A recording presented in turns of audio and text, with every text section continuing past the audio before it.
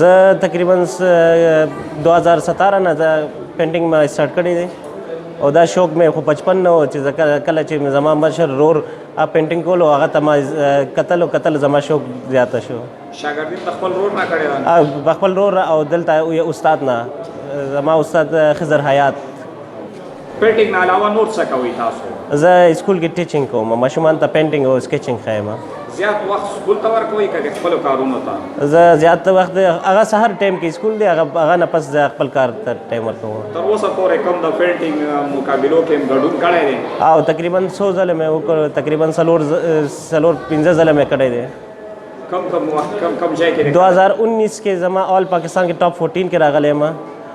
دا پینټینګ شاته لګېدلی دی، هغه 2019 کې ټاپ 14 کې یم.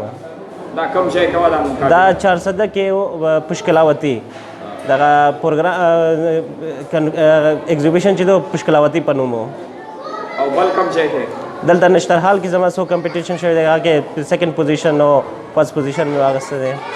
او مختلف یونیورسټیو کې چې ایگزیبیشن کمپټیشن شوی دی هغه کې حصہ مې واخیستی دی.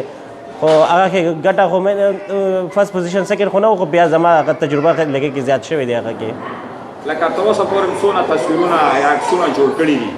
زه تر اوسه پورې خو بې انتها دی، داسې شمارلی نه یم. بس دې کې مشهور د ټولو نه کوم یو ده داسې چې اهم پیغام پکې خلکو ته یې ورکوي؟ هغه زما یو چې هغه ماشومان دپاره و، چې ماشومان دپاره ظلم او هغه زیاتې چې و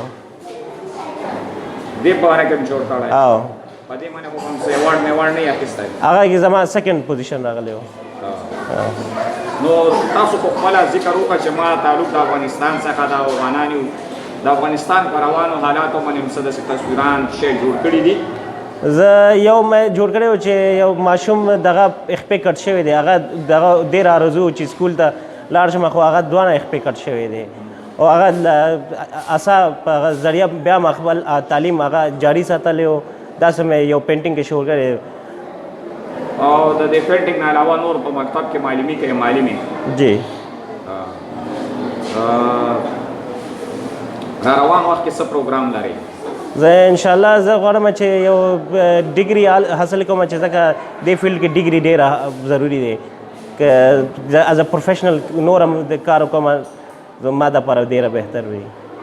ډېره زیاته مننه، کور دې ودان. مهرباني.